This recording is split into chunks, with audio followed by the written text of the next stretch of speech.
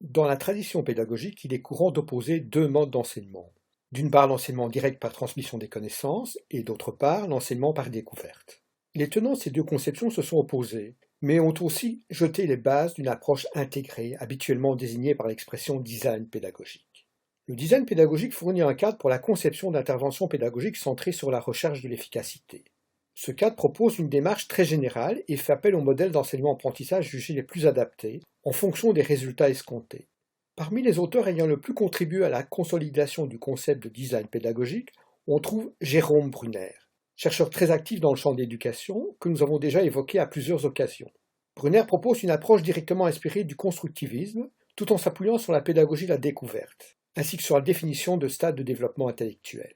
Un autre contributeur important dans le domaine est David Ausubel, dont les travaux ont porté essentiellement sur le développement de méthodes expositives s'appuyant sur l'utilisation d'éléments de structuration susceptibles d'aider en l'encodage des informations en mémoire à long terme. Comme nous venons de l'évoquer, une part importante de l'apport de Jérôme Brunner est consacrée à l'application des travaux de l'approche constructiviste en situation de classe.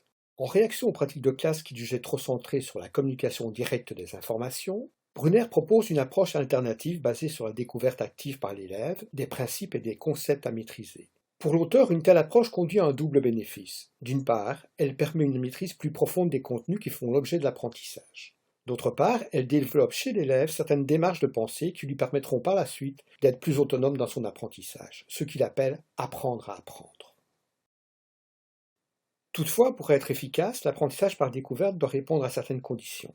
Tout d'abord, l'élève doit être préparé à ce type d'apprentissage à travers la capacité à mettre en œuvre certaines stratégies spécifiques, telles que récolter et sélectionner des informations, se poser des questions, identifier les variables pertinentes, tester des hypothèses. Ensuite, il doit être guidé en cours d'apprentissage. Ce guidage peut bien entendu être assuré par l'enseignant, mais aussi par d'autres élèves ou encore par un dispositif informatique. L'important est que s'installe un dialogue étroit grâce auquel l'élève sera épaulé dans les difficultés qu'il aura à dépasser pour résoudre le problème qui lui est posé. Brunner utilisera par la suite le terme étayage pour désigner ce soutien apporté à l'élève en cours d'apprentissage. Jérôme Brunner partage de nombreuses idées avec Jean Piaget.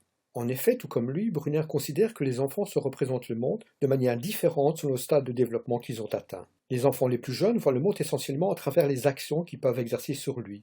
Un jeune enfant n'est pas capable de vous expliquer la route pour vous rendre à un magasin, mais il peut parfaitement vous guider jusqu'à celui-ci. C'est ce qu'il appelle le mode de représentation inactif.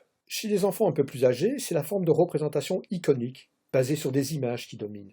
En début d'adolescence, les jeunes accèdent au stade symbolique, qui leur permet de manipuler différents formalismes linguistiques, mathématiques ou logiques.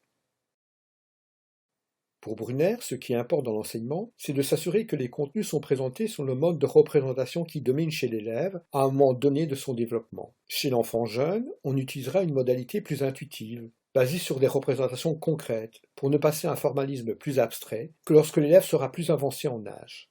De ce constat, Brunner dégage une approche pédagogique qu'il appellera le curriculum en spirale, basée sur le fait que les mêmes notions peuvent être présentées à l'élève à différents moments de sa scolarité, pour autant que l'on prenne soin d'utiliser des modalités de représentation adaptées. Comme le montre le schéma qui illustre différentes stratégies de recherche dans une bibliothèque, au stade inactif, l'enfant placera directement des repères visuels sur l'étagère pour identifier le livre. Au stade iconique, il repérera l'ouvrage dans la bibliothèque en fonction d'un système basé sur des formes et des couleurs différentes. Au stade symbolique, il recherchera l'ouvrage dans le fichier informatique de la bibliothèque et il l'identifiera en fonction d'un code symbolique.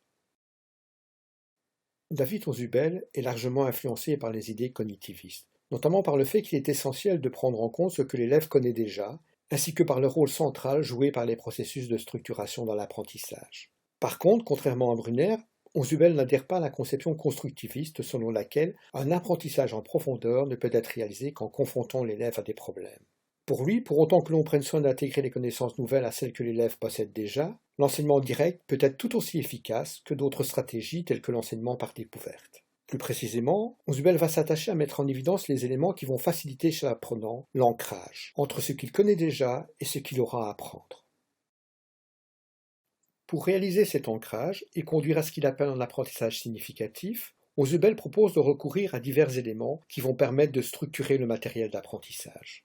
Parmi ces éléments, Ausubel insiste beaucoup sur le rôle des structurants antérieurs et postérieurs.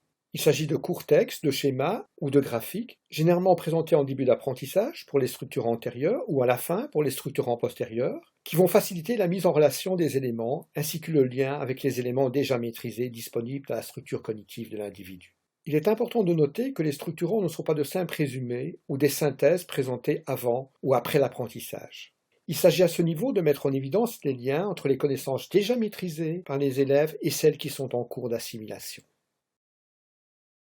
À côté des structurants antérieurs et postérieurs, Ausubel souligne également le rôle d'une autre forme de structurant, les structurants comparatifs proposés en cours d'apprentissage. Ceux-ci ont pour fonction essentielle d'amener l'apprenant à établir des liens entre différentes parties du matériel d'apprentissage proposé, en utilisant des tableaux croisés, des graphes en arbre, des cartes conceptuelles. Un autre principe important pour l'apprentissage est celui de la différenciation progressive. On présente d'abord les idées générales liées au contenu que l'on veut enseigner, et l'on établit ensuite des différences plus précises. Par exemple, on définit la classe des insectes comme des petits animaux invertébrés. Par la suite, on les caractérisera plus précisément par le fait qu'ils comportent une tête indépendante du thorax, ainsi que 6 pattes. Ensuite, on définira à l'intérieur de la classe des insectes des sous-classes.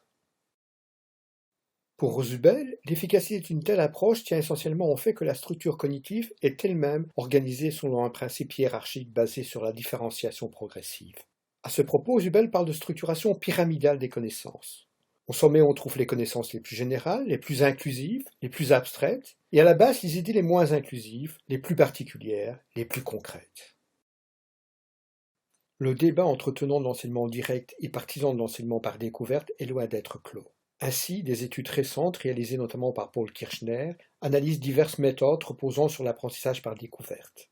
Ces études concluent, dans la plupart des cas, ont peu d'efficacité des méthodes par découverte. Les auteurs soulignent, à ce propos, que les approches par découverte guident trop peu les élèves et entraînent de ce fait une surcharge cognitive. D'autres études, menées notamment par Richard Meyer, conduisent à la conclusion que, pour autant que l'apprentissage par découverte soit correctement guidé par le maître, les pairs ou les technologies, l'apprentissage par découverte peut s'avérer plus efficace que l'enseignement direct.